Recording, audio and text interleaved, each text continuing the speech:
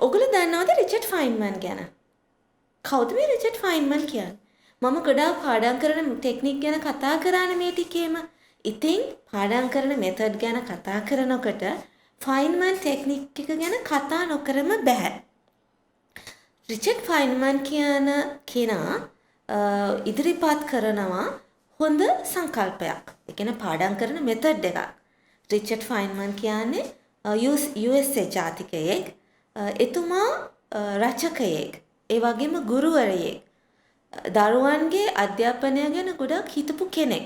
කොහොමද පාඩම් කටයුතු කරගෙන යන්නේ හරියාකාරව ධාරණය කරගන්නේ කියන එක ගැන හිතපු කෙනෙක්. ඔහු භෞතික විද්‍යාඥයෙක් වගේම නැනෝ තාක්ෂණය අඳුනලා දීපු කෙනත් ඔහු තමයි. මෙයාගේ එක්ස්ප්ලේනින්ග්ස් ගොඩාක් සාර්ථක නිසා එයාට ගොඩක් අය කියවේ ග්‍රේට් එක්ස්ප්ලේනර් කියලා. ඔහු ඕනම සංකීර්ණ කාරණාවක් සරලව ග්‍රහණය කරගන්නේ කොහොමද කියලා මෙන්න මේ ටෙක්නික් එක මගින් පෙන්නලා දුන්නා. මේ ෆයින්මන් ටෙක්නික් එක මොන වගේද? කොහොමද අපි මේ ටෙක්නික් එක කරන්නේ කියලා මම දැන් ඔයගලන්ට සරලව කියලා දෙන්නම්. මෙතනදී අපිට පාඩම් කරන්න තියෙන නෝට්ස් අපි පාඩම් කරගන්නවා. ඒ කියන්නේ සරලව කියව ගන්නවා. හොඳ අවබෝධයකින් අපේ මොළයට ධාරණය කර ගන්නවා. ඊට පස්සේ අපි අවුරුදු 12 14 වගේ දරුවෙකුට නංගි කෙනෙකුට මල්ලි කෙනෙකුට මෙන්න මේ අපි කියවගත්ත නෝට් එක එක්ස්ප්ලেইন කරනවා කියලා හිතා ගන්න. ඒ කියන්නේ අපි ඉමේජින් කරගන්නවා අපි ඉස්සරහා අවුරුදු 12ක 14ක වගේ දරුවෙක් ඉන්නවා කියලා. අපේ නෝට් එක අපි මෙන්න මේ පොඩි වයසේ දරුවාට එක්ස්ප්ලেইন කරන්න තමයි මේකෙන් කරන්නේ. ඒ කියන්නේ අපි හොඳට අවබෝධ කරගත්ත නෝට් එක කියවගත්ත අපි ඒකේ තියෙන විශේෂ කාරණා ටික ඔලුවට දාගත්තා මතක ගබඩාවේ තැන්පත් කරගත්තා ඊට පස්සේ අපි අවුරුදු 12 විතර ළමෙකුට මේක එක්ස්ප්ලেইন කරනවා කියලා අපි ඒ එක්ස්ප්ලেইනින් එක කරන්න ඕනේ. මෙතන ඇයි අවුරුදු 12ක 14ක විතර දරුවෙක් අපි තෝරගන්නේ? මොකද ඒ දරුවට ඒක තේරෙන ආකාරයට මේක එච්චරට සරල විය යුතුයි කියන එක තමයි මේ ෆයින්මන් ටෙක්නික් එකෙන් කියලා දෙන්නේ. ඒ කියන්නේ වැඩි හිටියෙකුට ඒක ලොකු ආකාරයට අවබෝධ කරලා දෙන්න පුළුවන්.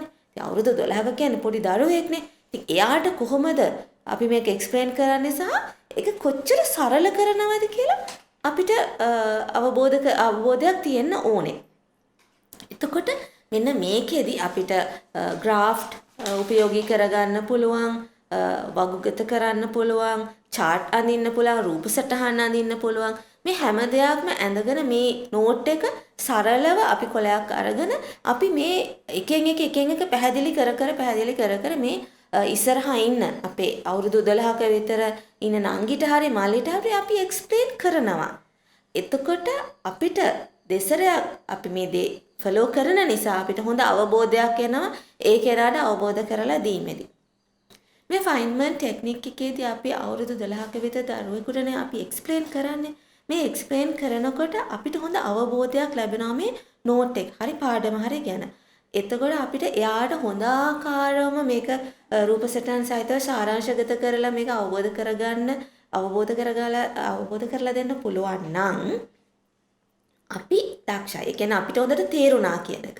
මේ අවබෝධයේදී අපි කොතනකද හරි හිර වෙනවා නම් අපිට ඒක විස්තරාත්මකව කරගෙන යන්න බැරි නම් අපිට අමතක වීමක් වෙනවා නම් අපි කොයි කොටසේදී හරි හිතනවා නම් එතනින් යාට මොකද උනේ මේ කොටස කොහොමද එක්ස්ප්ලেইন කරන්නේ මෙන්න මේ ආකාරයට අපි හිර වෙනවා කියලා කියන්නෙම අපිට අර නෝට් එක හරියට අවබෝධ වුණේ නැහැ කියන එක.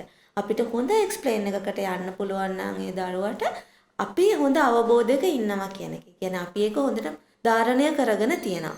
ඉතින් මේක අපිට හැමදාම කරන්න පුළුවන්. දවසක් අපිට මේක ආයෙමත් රිවයිස් කරන්න පුළුවන්. ඉතින් මේ වගේ අර මතකය නැවත ආවර්ජනය කරගන්න ඕනේ.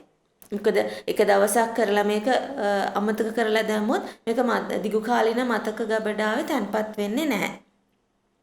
ඒ වගේම තමයි මතකය කියන එක පැය 43ක් 48ක් වගේ වෙලාවක් යනකොට අපි අමතක වෙලා යනවා. ඉතින් අපිට පුළුවන් මේක දවසකට පස්සේ ආයෙමත් මේ විදිහටම එක්ස්ප්ලেইন කරන්න. මේ වගේ දවස් 21ක් අපි කරන්න ගත්තාම අපිට මේ පාඩම හොඳට මතක තියාගන්න පුළුවන් කවදාවත් අමතක නොවන විදිහට. ඒ වගේම තමයි මේ ටෙක්නික් එක අපි යූස් කරනකොට අපිට දැනෙයි මේක ටිකක් වෙලා යන ටෙක්නික් එකක් නේද? මොකද මේක රැඳිලා ඉන්න වෙනවා. මේකට කාලය නාස්ති වෙනවා.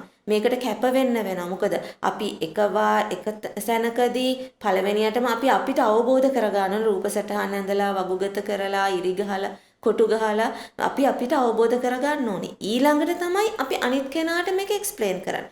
එතකොට ඉතින් කාලය නාස්ති වෙනවා වගේ දැනෙයි. දිගු කාලයක් යනවා වගේ දැනෙයි මේ ටෙක්නික් එකට. හැබැයි මේකේ එහෙම දැනුණත් ප්‍රතිඵල හරිම සාර්ථකයි. ඉතින් ඒක නිසා කාලය නාස්ති වෙනවා කියලා හිතන්න එපා.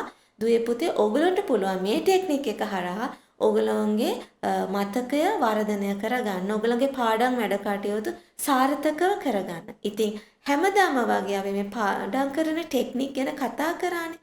ඉතින් තවත් ඉස්සරහට අපි මේ පාඩම් කරන ටෙක්නික් අරගෙන එනවා ඕගලන්ට.